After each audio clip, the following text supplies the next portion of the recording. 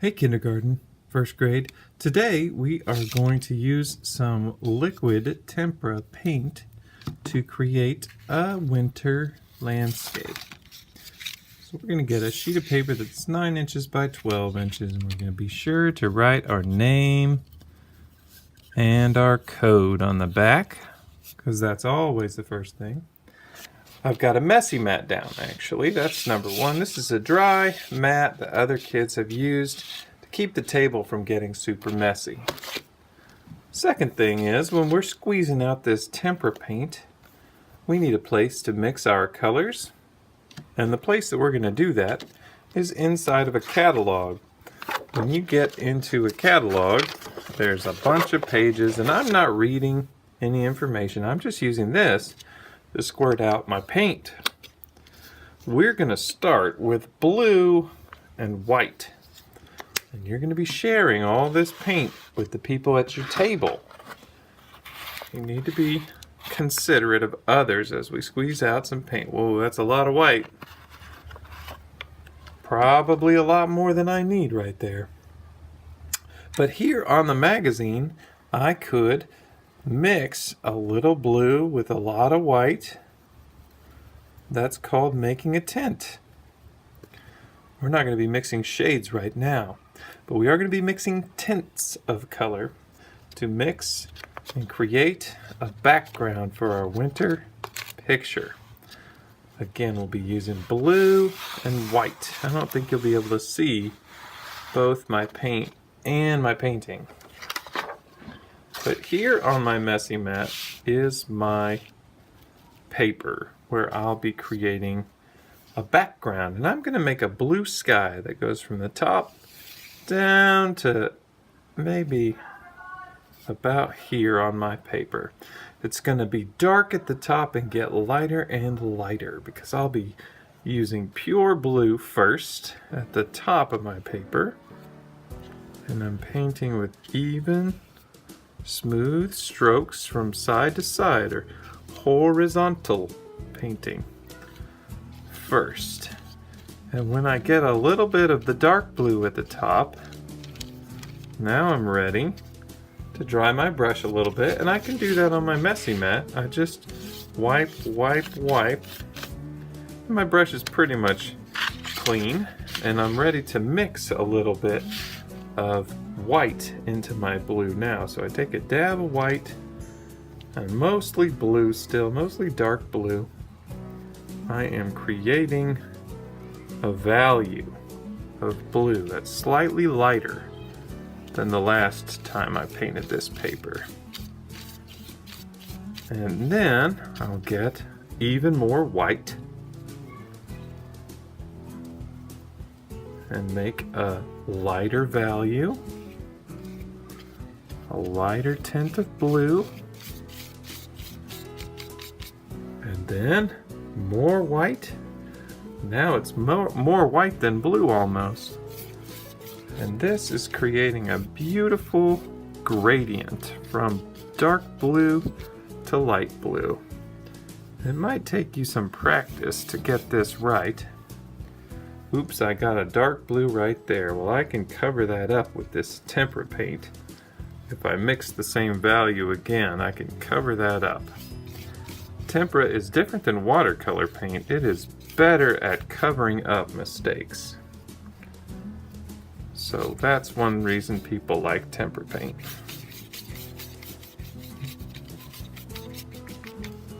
Now maybe at the very bottom of my line I can do almost a pure white. At the bottom of my painting I'm going to create some snowmen or trees.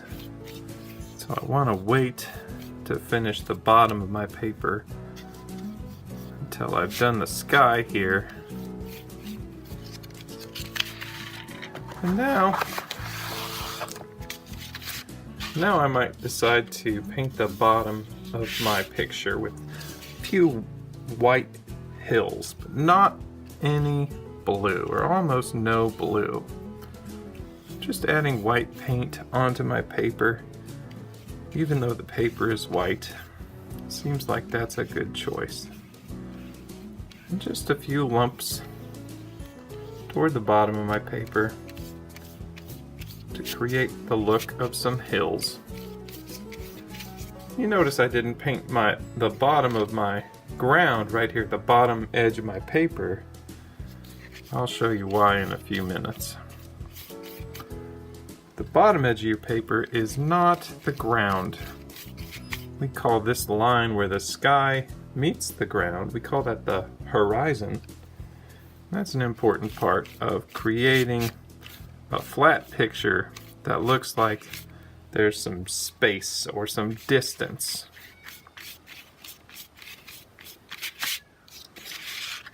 Alright, maybe I can make my blue at the top just a little bit darker. So I'm going to wipe off all the white I can and get some real dark blue and do a second coat of dark blue at the top. Can you see that?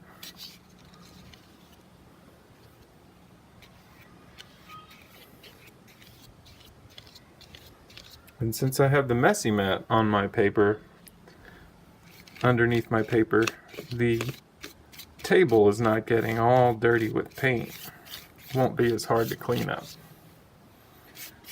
Alright, it's probably time to put this down and practice drawing snowmen for a few minutes while the paint dries. Now that our blue sky has dried a little bit, we're going to add one new color to our paint palette. We're going to add some black now, just a little bit, because black is a very strong color. Too much black and we won't be able to see the colors and designs that we've been creating. So I'm going to put my painting back down, and you can see my palette is up here, my magazine with my colors on it is there in front of me. No water on the table, just a paintbrush and some temper paints. And I tried to make a ground on my painting sort of in the middle of my painting. Now I'm going to take a little bit of black with a round brush that has a point on it. And I am going to draw with my paintbrush. I'm going to draw a snowman and a tree. You might want to do more than that, but at least I want a snowman and a tree. So I'm going to paint the bottom of my snowman first. That's just a big circle. And I'm only doing the outside with my paintbrush.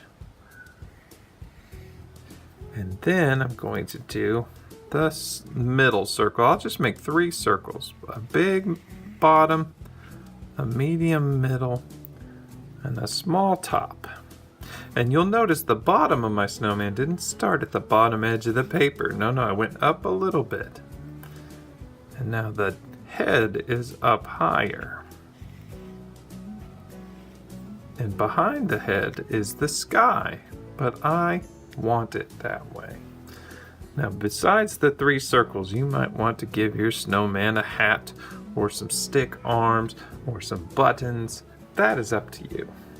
I'm not ready to paint that though. I want to make sure the face is really white before I design any more details on the face. Might put the hat on, which is just a line and a rectangle. And since the hat is black, I'll paint that in. Your snowman can be different from mine. One other thing besides a snowman that I'll put in my winter picture is a tree, but it will not have leaves because winter trees don't have leaves. So it's just going to be a crooked line that gets a little skinny at the top. It's a little thicker at the bottom because trees are thicker at the bottom. I'm loading my paintbrush by going back to the magazine where the paint is. And maybe I'll put some crooked lines off of that main part of the tree. Probably I should do a couple of short sticks on the end of my tree. The tree has a trunk and a branch and some skinny limbs at the end. Maybe these are the limbs and these are the branches. So now I'm pretty happy with the way my tree looks. But part of the fun of a snow picture is going back and using white again. I switched brushes to my white paintbrush. I'm gonna make sure the snowman's face is really white before I add those black dots for coal. We're just using white and black and blue for this painting. I'm gonna put a little snow on the branches now.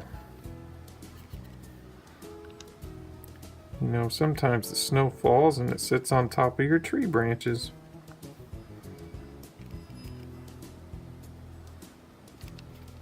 So I'm just dabbing a little bit on there. And since I know about light and dark, I'm going to make a little shadow under the snowman on the ground next to the snowman. So I just mixed white and black to make a little gray. And next to the snowman on the ground is going to be some gray. And next to the tree also, there'll be a little gray line. These trees make shadows just like people make shadows.